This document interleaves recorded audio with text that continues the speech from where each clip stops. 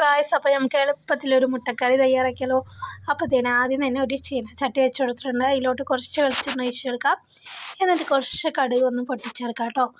കടുക് നന്നായിട്ട് പൊട്ടി വരുന്ന സമയത്ത് വലിയ ജീരകം ഉണ്ടല്ലോ, പെരുംജീരകം, അതൊന്ന് ചേർത്ത് കൊടുക്കാം. ഇനി ഇതിലോട്ട് നമുക്ക് സവാള അരിഞ്ഞത് ഇട്ട് കൊടുക്കാം കേട്ടോ. ഞാൻ ഒരു വലിയ സവാള അരിഞ്ഞാണ് കേട്ടോ ഇട്ട് കൊടുക്കുന്നത്. നിങ്ങളുടെ ക്വാണ്ടിറ്റി അനുസരിച്ച് കൂട്ടാട്ടോ. അപ്പോൾ ഇതുപോലെ ഒന്ന് ഇട്ട് കൊടുത്തിട്ടുണ്ട്. ഇനി കുറച്ച് ഉപ്പുപൊടി ഇട്ട് കൊടുക്കാം, ഒന്ന് നന്നായിട്ട് വേഗത്തിലൊന്ന് വാടി വരാനായിട്ട് കേട്ടോ. എന്നിട്ട് ഇത് നന്നായിട്ടൊന്ന് മിക്സ് ചെയ്ത് കൊടുക്കാം. ഇപ്പോൾ സവാളയൊക്കെ നന്നായിട്ട് വാടി വന്നിട്ടുണ്ട്. ഇനി ഇതിലോട്ട് നമുക്ക് തക്കാളി ചേർത്ത് കൊടുക്കാവുന്നതാണ്. കൂടെ തന്നെ പച്ചമുളകും കൂടി ചേർത്ത് കൊടുക്കാം കേട്ടോ. എന്നിട്ട് ഇത് നന്നായിട്ടൊന്ന് മിക്സ് ചെയ്ത് കൊടുക്കാം. ഇത് നന്നായിട്ടൊന്ന് തക്കാളിയൊക്കെ നന്നായിട്ട് ഉടഞ്ഞ് കുക്കായി വന്നിട്ടുണ്ട്. ഇനി ഇതിലോട്ട് നമുക്ക് പൊടികൾ ചേർത്ത് കൊടുക്കാം. ഒരു 1/4 ടീസ്പൂണോളം മഞ്ഞൾപ്പൊടി ചേർത്ത് കൊടുക്കാം.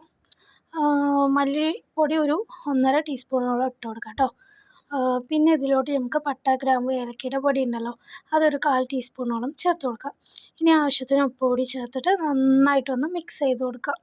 ഇതിൻ്റെ പച്ചമണം മാറുന്ന വരെ ഒന്ന് നന്നായിട്ടൊന്ന് മിക്സ് ചെയ്ത് കൊടുക്കാം. അപ്പോൾ നന്നായിട്ട് പച്ചമണമൊക്കെ മാറി വന്നിട്ടുണ്ട്. ഇനി ഇതിലോട്ട് നമുക്ക് കുറച്ച് വെള്ളം ഒഴിച്ച് കൊടുക്കാവുന്നതാണ്. എന്നിട്ട് ഇത് നന്നായിട്ടൊന്ന് മിക്സ് ചെയ്ത് കൊടുക്കാം. അപ്പോൾ ഇത് നന്നായിട്ടൊന്ന് തിളച്ച് വരട്ടെ കേട്ടോ. എന്നിട്ട് ഇതിലോട്ട് നമുക്ക് ഇഞ്ചി വെളുത്തുള്ളി പേസ്റ്റ് ഇട്ട് കൊടുക്കാം കേട്ടോ. 1 ടീസ്പൂണോളം ഇട്ട് കൊടുക്കുക. എന്നിട്ട് ഇത് നന്നായിട്ടൊന്ന് മിക്സ് ചെയ്ത് കൊടുക്കുക. അപ്പോൾ നന്നായിട്ടൊന്ന് തിളച്ച് വരട്ടെ കേട്ടോ. തിളച്ച് വരുന്ന സമയത്ത് നമുക്ക് തേങ്ങാപ്പാലൊന്ന് ഒഴിച്ച് കൊടുക്കണം. നന്നായിട്ട് തിളച്ച് കുറുകി വന്നിട്ടുണ്ട്. ഇനി ഇതിലോട്ട് നമുക്ക് തേങ്ങാപ്പാലിന് ഉണ്ടല്ലോ, 1-ാം പാലും 2-ാം പാലും ചേർത്ത് കൊടുക്കാം കേട്ടോ. അപ്പോൾ ഇതുപോലെ അങ്ങ് ഒഴിച്ച് കൊടുക്കാം. ഇനി ഇതൊന്ന് നന്നായിട്ടൊന്ന് മിക്സ് ചെയ്ത് കൊടുക്കാവുന്നതാണ്. ഉപ്പ് കുറവുണ്ടെങ്കിൽ ഉപ്പ് ഇട്ട് കൊടുക്കാം കേട്ടോ. അപ്പോൾ നന്നായിട്ട് മിക്സ് ചെയ്തിട്ട് കുറച്ച് കറിവേപ്പിലയും കൂടി ഇട്ട് കൊടുക്കാം. അപ്പോൾ ഇത് നന്നായിട്ട് ഇനി തിളച്ച് കുറുകി വരണം കേട്ടോ. അപ്പോൾ അടിപൊളിയായിട്ടുള്ള മുട്ടക്കറി ഇവിടെ റെഡി ആയിട്ടുണ്ട്.